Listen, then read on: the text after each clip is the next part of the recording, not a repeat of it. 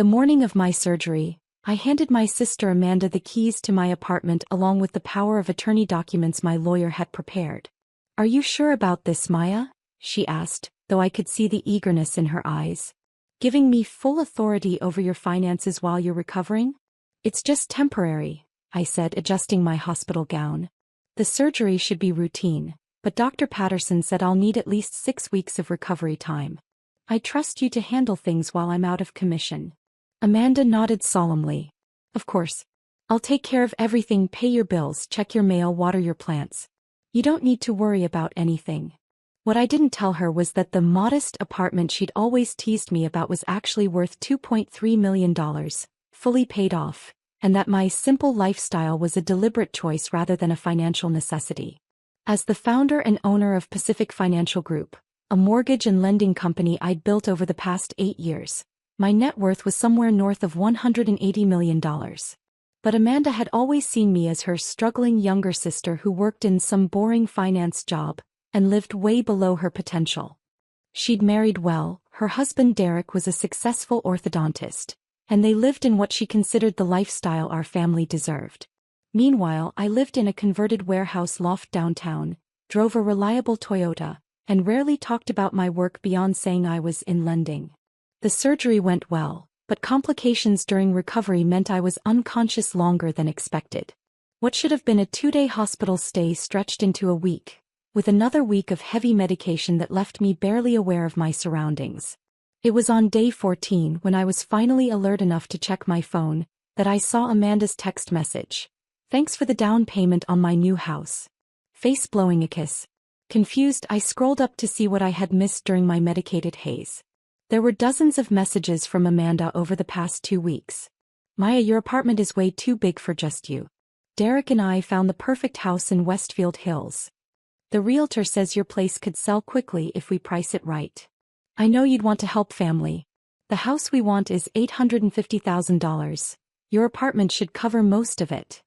Sign the papers today. You're going to love what I picked out for you, a cute little studio closer to work." My blood ran cold as I continued reading. She had actually sold my apartment. While I was unconscious in the hospital, she had liquidated my primary residence and used the money as a down payment on her dream house. With shaking hands, I called my property management company. "Miss Chin, thank goodness you're okay." My property manager, Janet, sounded relieved. "I tried to reach you multiple times about the sale. Your sister had power of attorney, so legally we had to proceed, but it seemed so sudden." "What exactly happened, Janet?" "Your sister listed the property for $2.1 million, actually below market value. It sold within 3 days to a cash buyer. After fees and commissions, the net was $1.97 million. Your sister took possession of the funds as your designated agent." I closed my eyes, trying to process the magnitude of what had happened. "And where am I supposed to live when I'm discharged?" "Your sister mentioned she'd found you a temporary place. A studio rental in the downtown area, month-to-month lease. She said you'd be more comfortable somewhere, more appropriate to your budget." After hanging up, I sat in my hospital bed staring at Amanda's cheerful text messages. She genuinely seemed to believe she'd done me a favor, downsizing my life to what she considered more realistic expectations while using my equity to upgrade her own lifestyle. I typed back a simple response: "Congratulations on your new house." Her reply came immediately: "I knew you'd understand. Derek and I are so excited. We close next week." The next morning, I called my assistant Maria from my hospital bed. "Maya, how are you feeling? We've all been so worried." "I'm better, thanks. Maria, I need you to pull up the Morrison account file." "Derek and Amanda Morrison? They applied for a mortgage last week. Large loan amount, $650,000 on a house in Westfield Hills." My heart sank further. Not only had Amanda sold my apartment, but she was borrowing additional money to buy an even more expensive house than I'd initially realized. "What's the status of their application?" "It's been approved and is scheduled to close tomorrow. They qualified based on Derek's dental practice income and the substantial down payment they provided. Very straightforward approval." "Maria, I need you to pull that loan approval immediately." There was silence on the other end. "Maya, what grounds do we have for pulling an approved loan?" Run the application through our enhanced fraud detection protocols. Check the source of their down payment funds. But we already verified. Maria stopped mid-sentence. Oh my God, Maya. The down payment came from a property sale. Your property. Your sister used money from your apartment sale as her down payment. That's correct. But that means she used your money to qualify for a loan from your company to buy herself a house. Maria's voice was incredulous. She literally stole from you to buy a house from a company you own. I want you to call their real estate agent this morning. Inform them that Pacific Financial Group is withdrawing the loan approval due to irregularities in the down payment documentation. Maya, are you sure? This is going to create a massive problem for them. If they can't close tomorrow, they could lose the house entirely. I looked out my hospital window at the city skyline, at the buildings and developments my company had helped finance over the years. Maria, my sister sold my home without my knowledge while I was unconscious in surgery, then used my money to buy herself a dream house. She never asked permission, never discussed it with me, and apparently never planned to pay me back or even acknowledge what she'd done beyond a thank you text. When you put it like that, make the call, Maria. And schedule a meeting with our legal team for when I'm discharged. I want to understand all of my options. By noon, my phone was ringing with calls from Amanda. Maya, something terrible has happened, she said when I finally answered. The mortgage company called off our loan. Derek is livid. We're supposed to close today and they're saying there are irregularities with our down payment. That's awful, Amanda. What kind of irregularities? They won't say. Just that they need to verify the source and legitimacy of our down payment funds. It's ridiculous. It's your money from your apartment sale. That does sound concerning. Maya, you need to call them and explain that you gave me permission to sell the apartment. Tell them the money is legitimate. I was quiet for a moment. Amanda, can I ask you something? Of course, anything.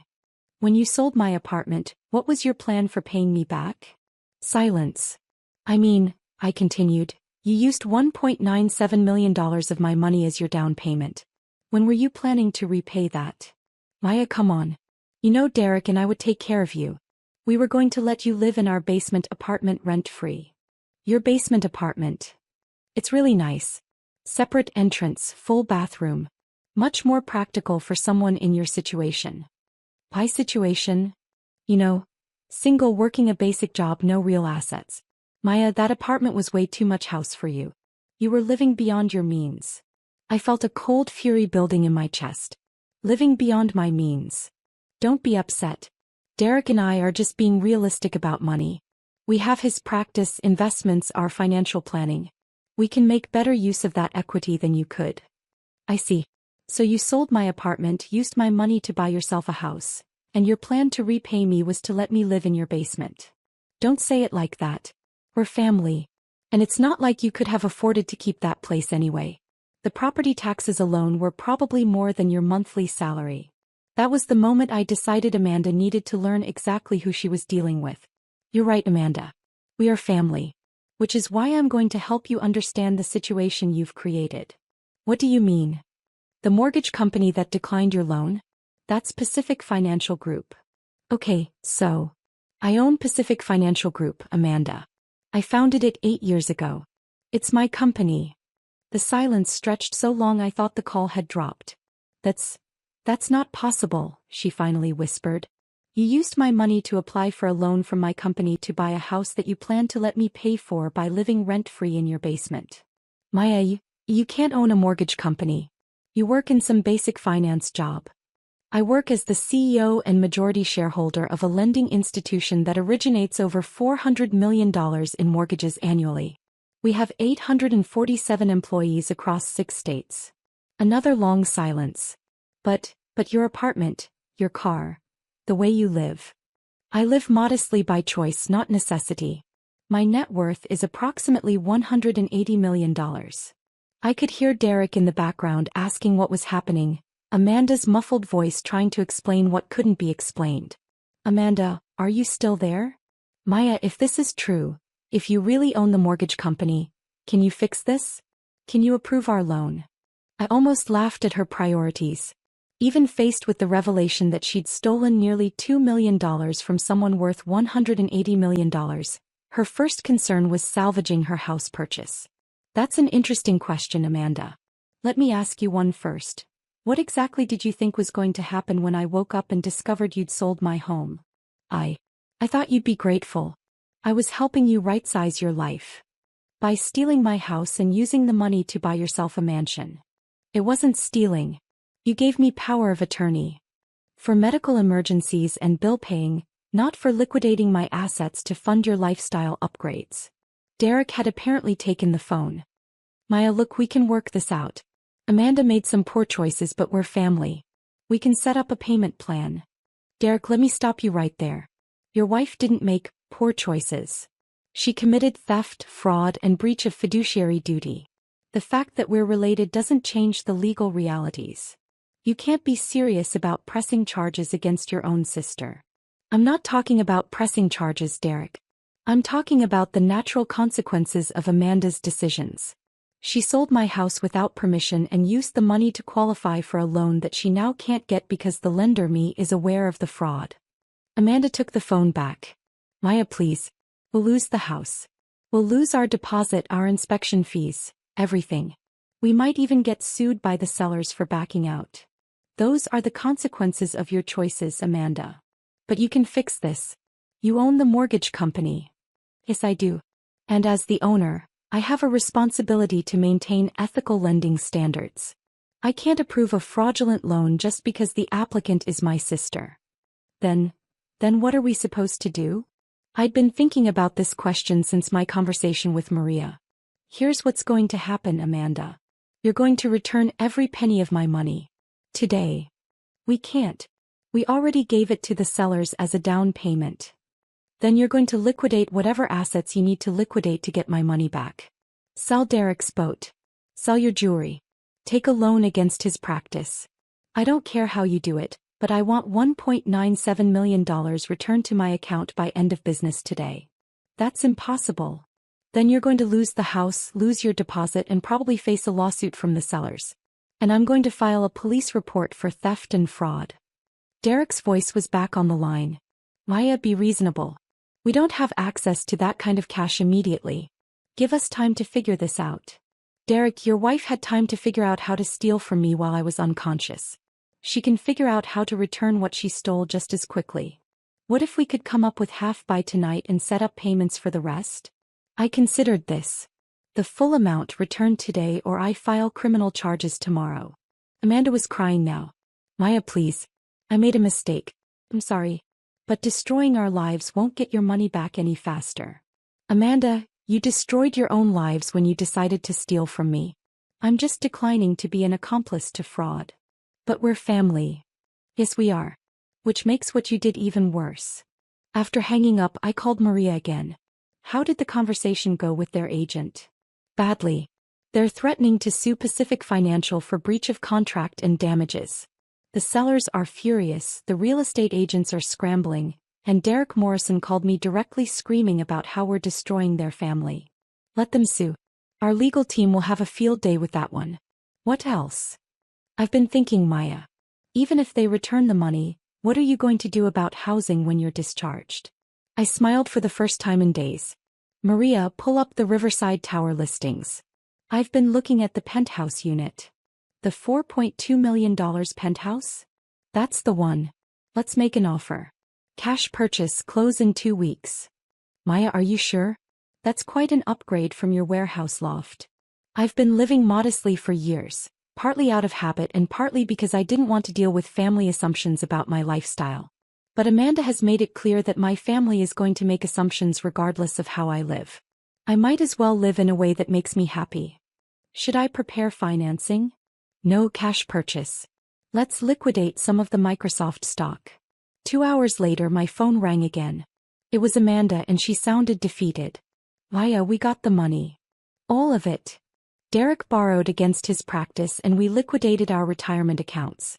There are tax penalties, but yes. All $1.97 million will be wired to your account within the hour. Good. Maya, I need you to know that I really did think I was helping you. I genuinely believed you were struggling financially and that I was making smart decisions for both of us. Amanda, in all the years you've known me, when have I ever asked you for financial help? She was quiet for a moment. Never. When have I ever seemed stressed about money or complained about not being able to afford things? You haven't. So what made you think I was struggling financially? Because you live so simply. Your apartment was nice but not fancy. Your car is old. You don't wear expensive clothes or jewelry. You never talk about your work like it's important. And it never occurred to you that those might be choices rather than limitations? Though. It didn't.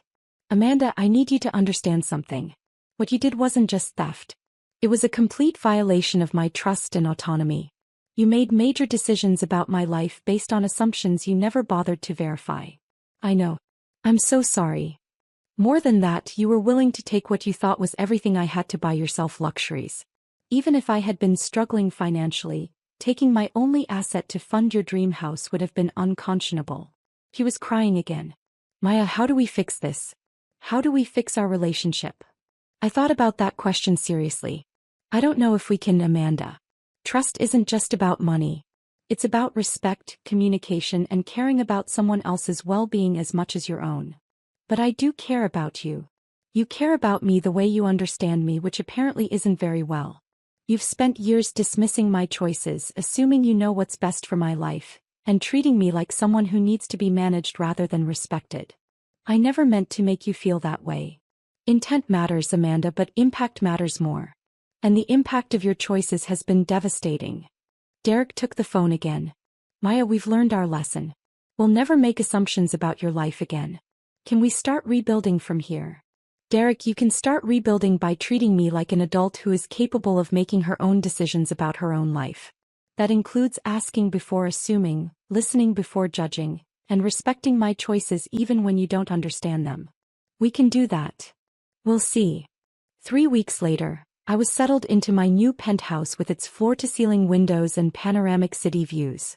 My doctor had cleared me for normal activities and I was back to running Pacific Financial Group from my home office. Amanda had texted a few times asking if we could meet for coffee or lunch. I hadn't responded yet. I wasn't ready. The doorbell rang and I was surprised to see Derek standing in my lobby via the security monitor. Maya, could we talk? Just for a few minutes. I buzzed him up, curious about what he wanted to say. When the elevator doors opened into my penthouse foyer, his jaw dropped. Jesus, Maya. This place is incredible. Thank you. What did you want to talk about? He walked to the windows overlooking the city. I wanted to apologize. Not just for Amanda's actions, but for my own assumptions about you. Okay. I've spent the last 3 weeks thinking about this situation and I realized something. Amanda didn't act alone.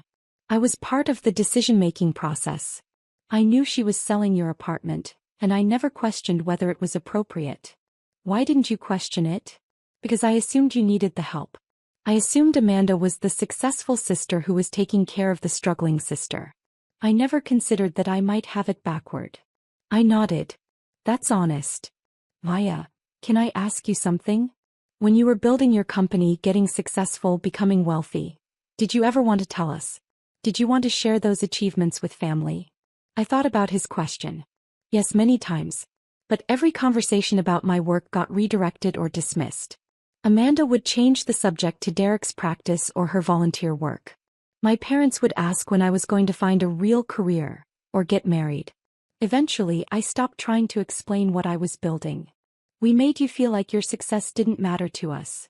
You made me feel like my success didn't exist to you. Derek sat down heavily in one of my chairs. We were so convinced we were the successful ones that we never considered we might be wrong. Success isn't a competition, Derek. There was room for all of us to be successful in different ways. But instead we made it a hierarchy and we put ourselves at the top without ever asking where you actually belonged in it. Yes. Maya, Amanda is devastated. Not just about the money or the house, but about realizing how badly she misunderstood you.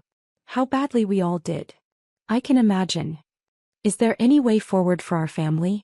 Any way to rebuild this relationship? I looked out at the city, at the skyline that included buildings financed through my company, investments that had grown from my understanding of markets and risk and opportunity. Derek, I don't know. What Amanda did was a profound violation of trust. But more than that, it revealed years of assumptions, dismissiveness, and disrespect that I hadn't fully acknowledged even to myself. We want to do better. Wanting to do better and actually doing better are different things. What would it take? What would we need to do to earn back your trust? Start by getting to know who I actually am instead of who you assumed I was. Ask questions about my work, my interests, my goals. Listen to the answers. Treat me like someone whose opinions and choices matter. We can do that. Can you? Because it's going to require acknowledging that the sister you thought you knew was largely a fiction you created. The real me is someone who built a multi-million-dollar company, who makes complex financial decisions every day, who has been successful on her own terms for years. Derek nodded slowly. That's going to take some adjustment. For all of us. I'll have to learn to trust you with the real me instead of hiding behind the version you expected to see. Maya, would you be willing to have dinner with us? Just to start talking? I considered his request. The anger was still there, but underneath it was something else.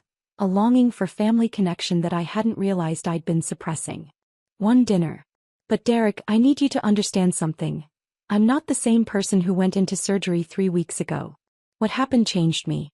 I'm not going to hide my success or downplay my achievements to make other people comfortable anymore. Good. We need to see the real you. Even if the real me makes you uncomfortable sometimes. Especially then. After Derek left, I stood at my windows watching the sunset paint the city in shades of gold and orange. Tomorrow I'd go back to running my company, making decisions that affected hundreds of employees and millions of dollars in lending. But tonight, for the first time in weeks, I felt something I hadn't expected. Hope that maybe, eventually, I could have both success and family, without having to choose between them or hide one to preserve the other. My phone buzzed with a text from Amanda. Derek said you might be willing to have dinner with us. Maya, I know I have a lot to learn about who you really are. I'm ready to listen. I typed back. Saturday, 7 p.m. the Metropolitan. And Amanda? Come prepared to meet your sister for the first time.